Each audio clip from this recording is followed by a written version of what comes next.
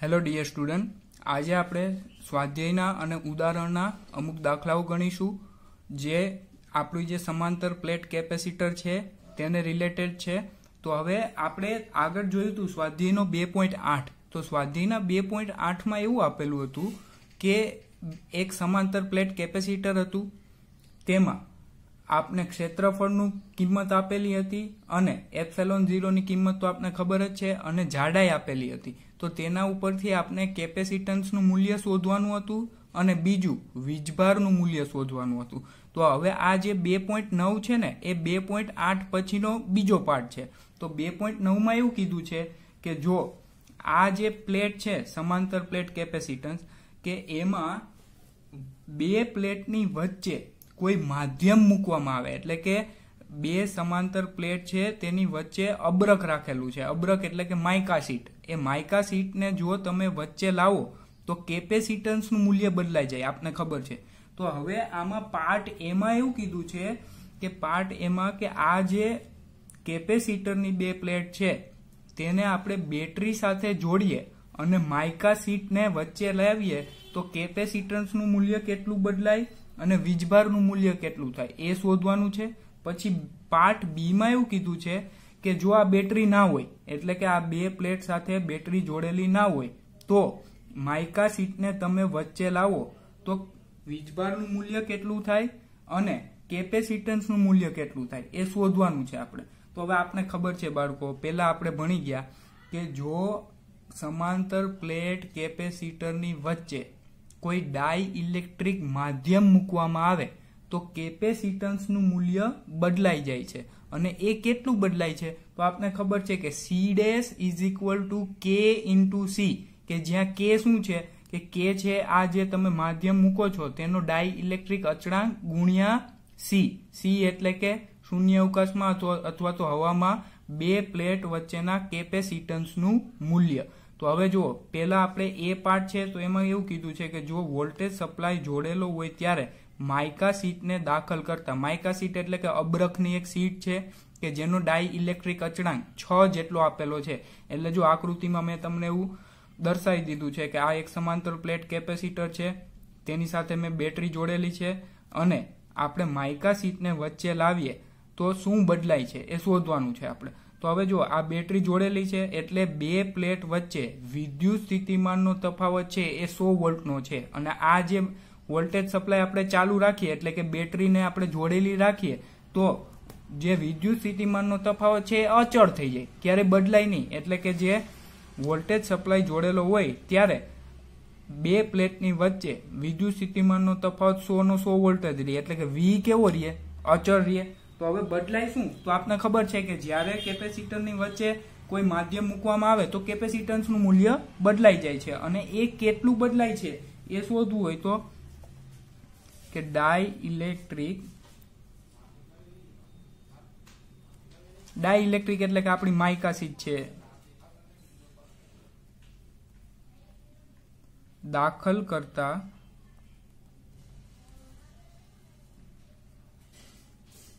Capacitance, એ જે કેપેસિટન્સનું મૂલ્ય છે એ C' is equal to K into C જેટલું છે. તો C' is equal to K, K એટલે કે ડાઈ ઇલેક્ટ્રિક અચળાંક માઇકા શીટનો આપેલો છે 6, અને આ જે કેપેસિટન્સનું મૂલ્ય છે ને એ તમે સ્વાધ્યાયના 2.8માં શોધેલું છે. અને એ જે કિંમત છે એ કેટલી છે? 18 ગુણ્યા 10 ની માઇનસ 12 જેટલું હશે. એટલે C' ઇઝ ઇક્વલ ટુ કિંમત આવે 108 ગુણ્યા 10 ની માઇનસ 12 ફેરેડ. ખબર પડી? આપને કેપેસિટન્સનું મૂલ્ય મળી ગયું. હવે વીજભાર શોધીએ. તો વીજભાર શોધવો હોય તો શું થાય? Q is equal to CV થાય. પણ C કેવો છે? C' છે, એટલે કે Q is equal to C' into V. તો હવે વીજભારનું મૂલ્ય શોધીએ.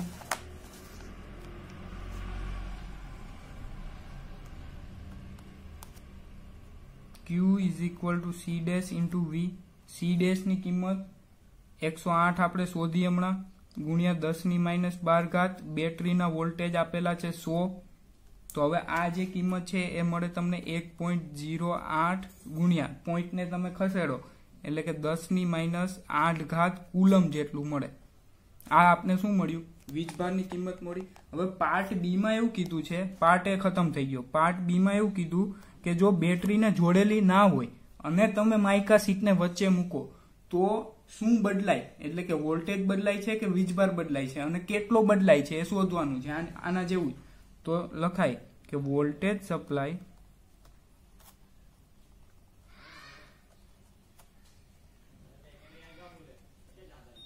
દૂર કર્યા બાદ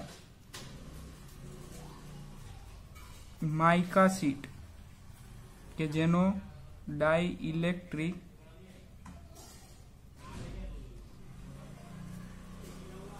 અચળાંક જે આપને 6 જેટલો આપેલો છે એ દાખલ કરવામાં આવે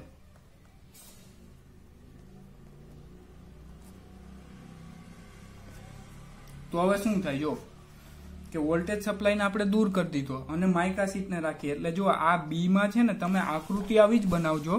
બી માં આકૃતિ આ સેમ બનાવજો, ખાલી આ ના જોડતા। આ જે બેટરી છે ને એ નથી જોડવાની, ખબર પડી? એટલે ખાલી આ બે વસ્તુ આવશે। તો હવે બી જે છે તેમાં શું? તો હવે બી માં આપણે એવું કીધું કે જો બેટરીને કાઢી નાખીએ ને આપણે તો ક્યુ છે ને આપણો અચળ થઈ જાય। શું અચળ થઈ જાય? તો કે જો વોલ્ટેજ સપ્લાય અથવા તો બેટરી લખો, સપ્લાય એટલે કે બેટરી દૂર કર્યા બાદ જો આપણે વોલ્ટેજ સપ્લાયને દૂર કરી દઈએ તો ક્યુ છે ને આપણો ક્યુ એ શું થઈ જાય? અચળ થઈ જાય। અને આ જે ક્યુ ની કિંમત છે એ તમે સ્વાધ્યાયના 2.8 માં શોધી હશે કે જે 1.77 × 10⁻9 કુલમ જેટલી આવેલી હશે। એટલે એ પેલા વાંચજો, આખો સમજજો, જોજો અને પછી આ ગણવા બેસજો।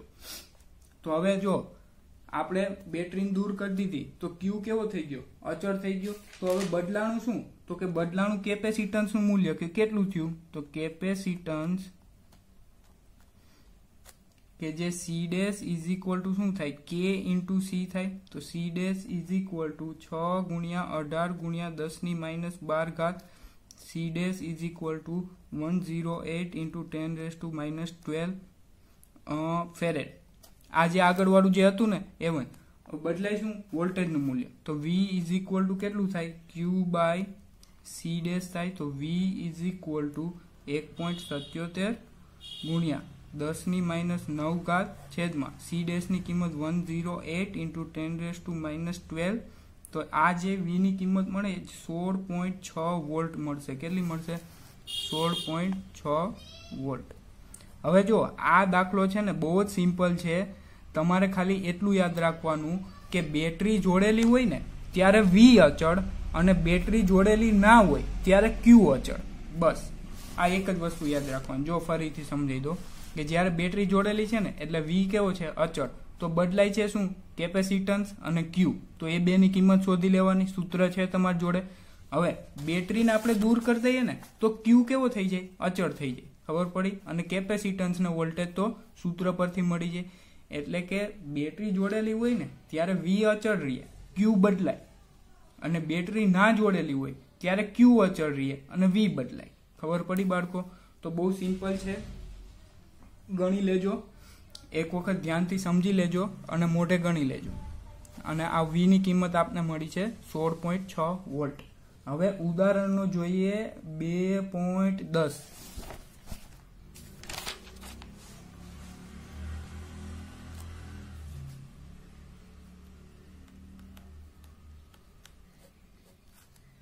ઉદાહરણ 2.10।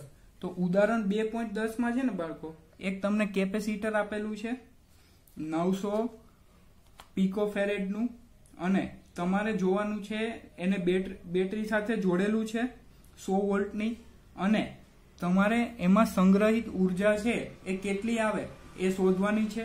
બીજી વસ્તુ એ શોધવાની છે તેમાં કે જો તમે એને બેટરી દૂર કરી દો અને તેની જગ્યાએ બીજું કેપેસિટર મૂકી દો તો સંગ્રહિત ઉર્જા કેટલી મળે એ શોધવાનું છે। તો પહેલા આપણે જે આપેલું છે લખીએ કે સી ઇઝ ઇક્વલ ટુ કેટલા છે? 900 પિકોફેરેડ। એટલે કે આને ચેન્જ કરી દઈએ તો 900 × 10⁻ -12 ફેરેડ આવે। બેટરીના વોલ્ટેજ આપેલા છે તમને 100 વોલ્ટની બેટરી સાથે આ કેપેસિટરને જોડેલું છે। એટલે કે જો પેલા એ શોધવાનો છે તો એમાં શું કર્યું આપણે આકૃતિ બનાવી દઈએ રફ। તો આ આપણું કેપેસિટર છે, તેને બેટરી સાથે જોડેલું છે આવું। આ આપણું કેપેસિટર છે, આ બેટરીનો plus minus V is equal to 100 volt અને આ જે વીજભાર છે એ પ્લસ થી માઇનસ। આટલી ખબર પડી। હવે તમારે શોધવાનું શું છે સંગ્રહિત ઉર્જા। તો સંગ્રહિત ઉર્જાનું સૂત્ર આપણે તરાવ્યું હતું U is equal to 1/2 CV square. તો 1/2 CV સ્ક્વેર, તો U ઇઝ ઇક્વલ ટુ 1/2 કેપેસિટન્સનું મૂલ્ય તમને આપેલું છે 900 ગુણ્યા 10 ની માઇનસ 12 બીજું બેટરીના વોલ્ટેજ આપેલા છે એટલે કે 100 તેનો વર્ગ થાય। તો હવે આ જે કિંમત મળશે એ તમને મળશે 450 ગુણ્યા 10 ની માઇનસ 12 ગુણ્યા 10,000 એટલે કે તમે એને પોઈન્ટ ને ખસેડશો ને એટલે મળશે 4.5 ઇન્ટુ 10⁻⁻6 જૂલ। આ મળ્યું તમને સંગ્રહિત ઉર્જા। અને કેપેસિટર પરનો વીજભાર એ શોધવાનો છે। તો કેપેસિટર પરનો વીજભાર છે એ શોધવા માટે આપણી પાસે સૂત્ર છે, Q સૂત્ર છે। તો Q is equal to CV છે, તો લખાય કેપેસિટર પરનો વીજભાર Q is equal to CV। તો Q ઇઝ ઇક્વલ ટુ કેપેસિટન્સનું મૂલ્ય છે 900 ગુણ્યા 10 ની માઇનસ 12 વોલ્ટેજ આપેલા છે બેટરીના 100 એટલે કે Q ની કિંમત આવશે 9 ગુણ્યા 10 ની માઇનસ 8 કુલમ। આ મળી ગયું તમને Q। હવે જો બીજો પાર્ટ છે B માં એવું કીધું છે કે આ જે બેટરી છે ને એની જગ્યાએ તમારે બીજું કેપેસિટર મૂકવાનું છે, એ પણ 900 પિકોફેરેડ નું જ છે। ખબર પડી? તો સંગ્રહિત ઉર્જા છે એ કેટલી મળે અને વીજભાર છે એ કેટલો મળે એ શોધવાનું છે। તો હવે B શોધીએ।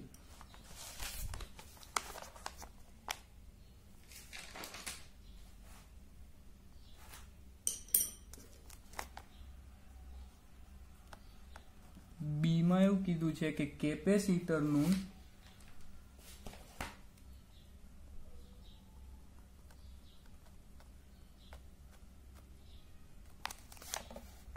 બેટરીથી જોડાણ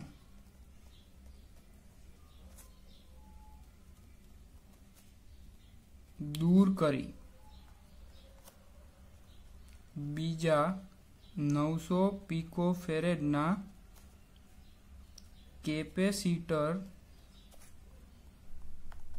સાથે જોડવામાં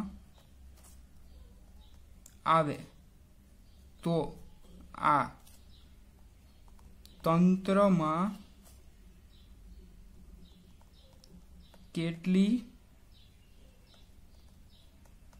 સ્થિતિ ઉર્જા સંગ્રહ પામશે આવું શોધવાનું છે।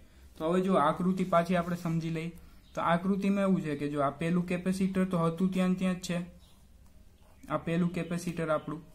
હવે આપણે બેટરીની જગ્યાએ બીજું કેપેસિટર જોડીએ ને બાળકો, બીજું કેપેસિટર એટલે કે આ જે તંત્રમાં વહેતો વિદ્યુત ભાર છે એટલે કે તંત્રમાં વહેતો વીજભાર છે એ અડધો થઈ જાય। પેલા Q જેટલો હતો ને તો હવે બે કેપેસિટર ઉપર કેટલો થઈ ગયો Q/2 જેટલો થઈ ગયો। એટલે કે આ જગ્યાએ વીજભાર છે Q/2 થઈ જશે અને આ જગ્યાએ પણ વીજભાર Q/2 થઈ જશે। આ આપણું કેપેસિટર પેલું હતું અને આ જે બીજું કેપેસિટર આપણે હમણાં જોડ્યું તે। તો હવે જો હવે દરેક કેપેસિટર પરનો વીજભાર કેટલો થઈ ગયો? દરેક એટલે કે કોઈ એકનું જોઈએ તો દરેક કેપેસિટર પરનો વીજભાર છે એ કેટલો થઈ ગયો? Q/2 જેટલો થઈ ગયો। હવે દરેક કેપેસિટરમાં સંગ્રહ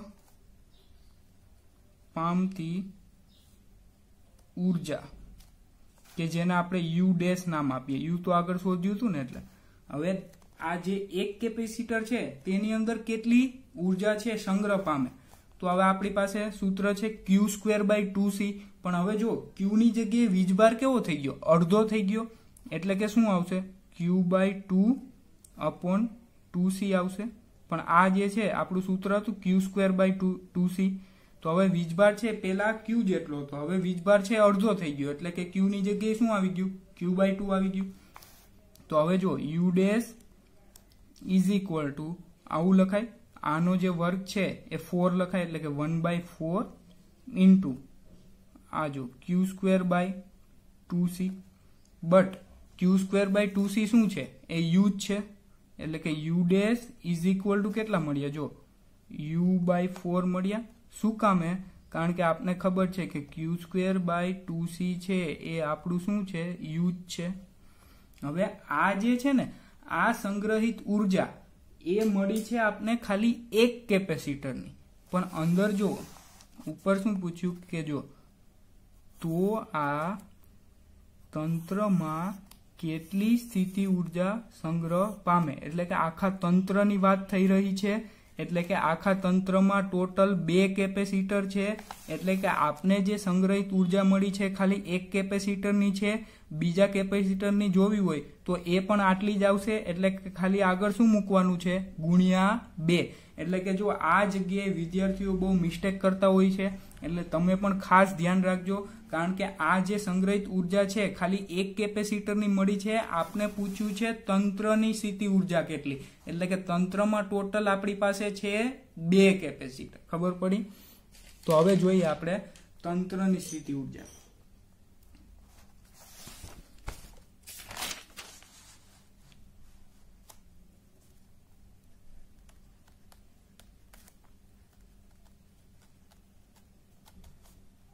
તો તંત્રની સ્થિતિ ઉર્જા ઇઝ ઇક્વલ ટુ શું થશે, 2 ગુણ્યા U/4 થશે, કારણ કે પેલા કેપેસિટરની U/4 અને બીજાની પણ U/4, તો ટોટલ શું થઈ ગયું, U/2 થઈ ગયું.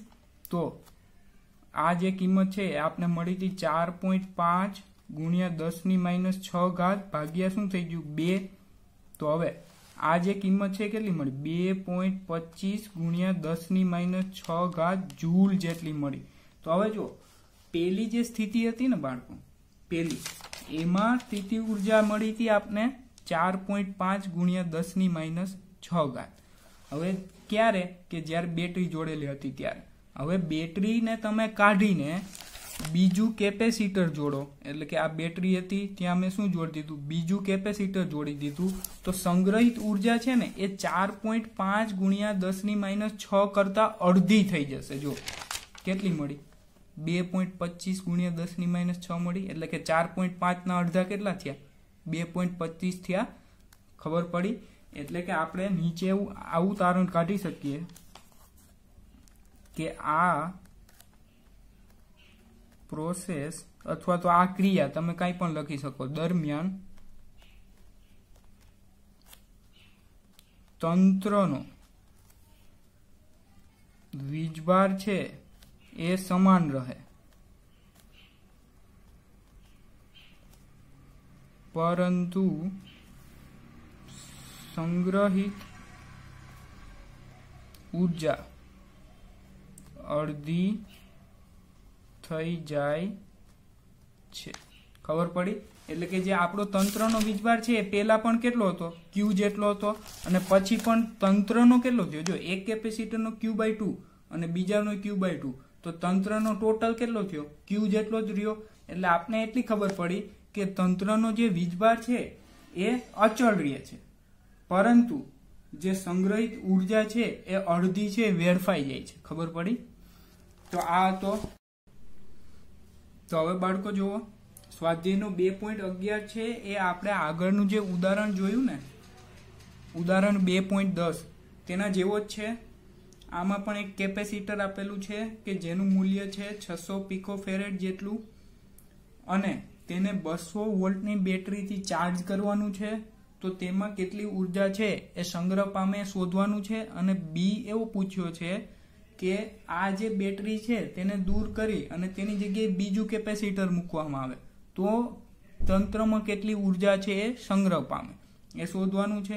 બે સેમ જ છે, ખાલી મૂલ્યો અલગ છે, તો એટલે તમને ડાયરેક્ટ મેં સમજાવી દઉં. તો આ આપણું છે એ. તો એમાં એવું કીધું છે કે જો કેપેસિટરને 200 વોલ્ટની બેટરીથી ચાર્જ કરવામાં આવે તો આપણે V ની કિંમત ખબર છે, તો સંગ્રહિત ઉર્જા છે એ આપણે મળી જાય ડાયરેક્ટ. કેવી રીતે મળે? U is equal to 1/CV². હવે U ના બે સૂત્રો છે આપણે ખબર છે, એક તો Q²/2C છે અને બીજું છે 1/CV². તો Q છે નહીં, આપણી પાસે C છે, તો આ સૂત્ર યુઝ કરવાનું. એટલે કે U is equal to 1/2. C ની કિંમત આપણે મૂકી 600 × 10⁻12. બેટરીના વોલ્ટેજ આપેલા છે 200 જેટલા, તો 200 નો વર્ગ થઈ ગયો. હવે આ જે છે એ 600, તો અહીંયા કેટલા થઈ જાય? 300 થઈ જાય ઉપર. તો 300 × 10⁻12 અને આ જે 200 છે તેનો વર્ગ કેટલો થાય? 2 નો વર્ગ 4, 2 0 એટલે ટોટલ કેટલા? 4 0 થઈ ગયા. હવે આ 4 0 અને આ 2 એટલે ટોટલ 6 0 એટલે કે 4 તેરી 12 ના પાછળ 6 મીંડા × 10⁻12. હવે 6 એ 6 0 ને આપણે કેન્સલ આઉટ કરીએ એટલે કે U ઇઝ ઇક્વલ ટુ કેટલા મળે? તો આમાંથી 6 બાદ થઈ જાય એટલે કે 12 × 10⁻6 જૂલ મળે. આપણે પોઈન્ટ ખસેડીએ એટલે. તો આ આપણે મળી સંગ્રહિત ઉર્જાનું મૂલ્ય. હવે શું કરવાનું છે? તો કે પાર્ટ બી માં એવું કીધું છે કે હા પેલા વીજભાર શોધી લે. તો વીજભાર is equal to Q is equal to CV મળે. તો કેપેસિટન્સનું મૂલ્ય છે, વોલ્ટેજનું મૂલ્ય છે, વીજભારનું મૂલ્ય મળી જાય. ખબર પડી? હવે બી પાર્ટમાં શું કીધું છે કે બેટરીનું જોડાણ છે તેને આપણે દૂર કરી દેવાનું છે અને બીજા 600 પિકોફેરેડના કેપેસિટર સાથે જોડવાનું છે. તો તંત્રની ઉર્જા શોધો. તો હવે આપણને ખબર છે કે તંત્રની ઉર્જા છે એ 2 કેપેસિટરનું તંત્ર હોય તો 2 × U/4 મળે.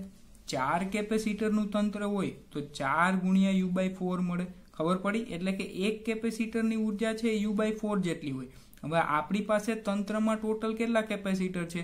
તો કે પહેલા તો ભાઈ આપણી પાસે એક કેપેસિટર જોડેલું હતું અને નીચે શું હતું? બેટરી. હવે બેટરીને દૂર કરીને આપણે કેપેસિટર મૂકી દીધું એટલે કે તંત્રમાં ટોટલ કેટલા કેપેસિટર છે હવે? તો કે 2. એટલે મેં 2 × U/4 મૂક્યા. હવે U/4 છે ક્યાંથી આવ્યા એ આપણે ઉદાહરણમાં સાબિત કરી લીધું. હવે ઘડીએ તે કરવાની જરૂર નથી. હવે કે આપણે ખબર પડી ગઈ કે જે સંગ્રહિત ઉર્જા છે એ U/4 જેટલી થઈ જાય છે. તો આ જો 2 × U/4, તો U is equal to 2. U ની કિંમત આપણે આગળ શોધી 12 × 10⁻6 જૂલ છેદમાં 4. તો આ જે છે એ કેન્સલ થઈ જાય. તો અહીંયા 3 આવે તો 3 દુ 6 × 10⁻6. આ જે છે એ સંગ્રહિત ઉર્જા મળી. એટલે કે તેનો મતલબ એવો થયો કે ઉર્જા છે એ અડધી થઈ જાય છે. આગળના ઉદાહરણમાં પણ ઉર્જા અડધી થઈ ગઈ હતી એ મેં તમને સમજાવ્યું હતું. આગળ જો આમાં પણ પહેલા ઉર્જા કેટલી હતી? તો કે 12 × 10⁻6. હવે 12 ના અડધા કેટલા? તો કે 6. તો 6 × 10⁻6 જવાબ આવવો જોઈએ. તો આપણો જે આન્સર છે એ કેટલો થઈ ગયો? 6 × 10⁻6 જેટલો છે. એટલે એના ઉપરથી આપણે લખી દીધું કે ઉર્જા છે એ કેવી થઈ જાય છે? અડધી થઈ જાય છે. ખબર પડી બાળકો? તો થેન્ક યુ. આજના લેક્ચરમાં બસ આટલું જ. નેક્સ્ટ જે બાકી રહેલા ચેપ્ટર 2 ના દાખલાઓ છે 2-3, થિયરી તો બધી કમ્પ્લીટ થઈ ગઈ છે, પણ આગળના જેટલા 2-3 દાખલા છે એ આપણે એક લેક્ચરમાં પૂરા કરીશું અને પછી JEE ના 1-2 લેક્ચર લેશું અને પછી ચેપ્ટર 2 ને ફિનિશ કરી દેશું. પછી નેક્સ્ટ આપણે ચેપ્ટર 3 સ્ટાર્ટ કરી દઈશું. ઓકે.